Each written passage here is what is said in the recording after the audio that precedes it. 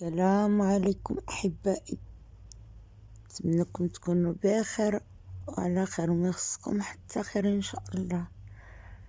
أنا اسمي فاطمة، القناة ديالي متنوعة، نتمنى تعجبكم تنال الرضا ديالكم،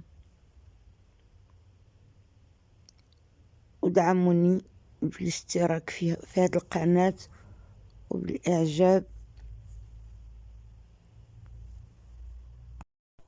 ومشاركة الأصدقاء ديالكم باش تعمل فائدة يا رب الكريم.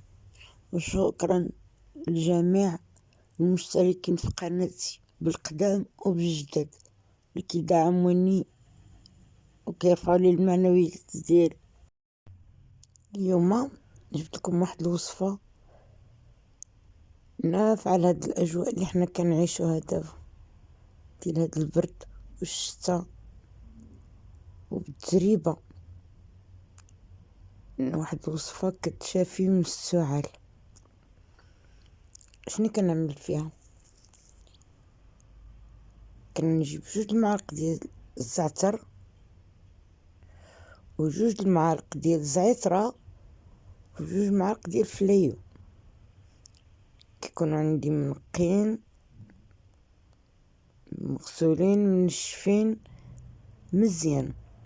كنعملهم فواحد القرعه الزاج وكنعمر عليهم زيت البلديه اللي تغطي لي ديك الكميه اللي عندي، وكنعملهم فواحد الطنجره فيها الماء وكنشد عليهم مده نص ساعه وكنطفي وكنخرج ديك القرعه بعد ما كتكون بردات نسبيا،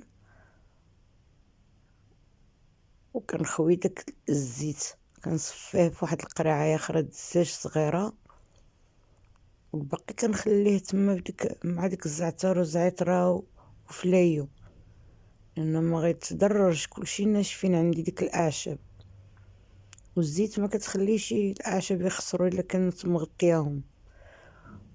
المهم اهم شيء هو انك تاخذ واحد المعلقه قبل ما تنعس وواحد المعلقه منين تفيق من النعاس.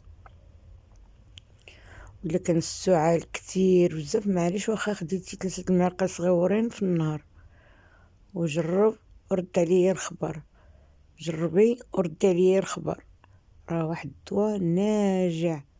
انا كنت كنعاني بزاف من السعال وجربت هاد الوصفه وواحد الوصفه اخرى كنت درتها لكم، راه عندي في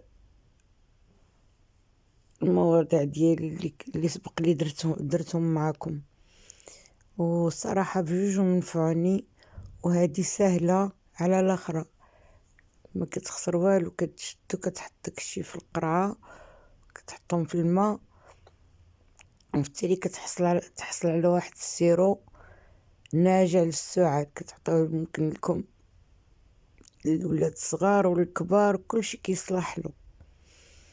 وفي امان الله، نتمنىكم تجربوها وترجعوا لي الخبر. في امان الله ورحمته.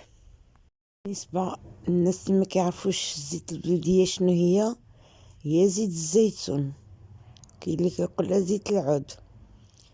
المهم تكون زيت البلديه حره متكونش مزوره باش تقدروا تستافدوا منها. وشكرا اللي تبع معايا حتى لهاد اللحظه، الله يجزيه بالخير. بارطاجيو مع صحابكم واشتركوا في القناه ديالي باش تعمل فائده شي حاجه مهمه. مع السلامه اصدقائي وصديقاتي الاعزاء.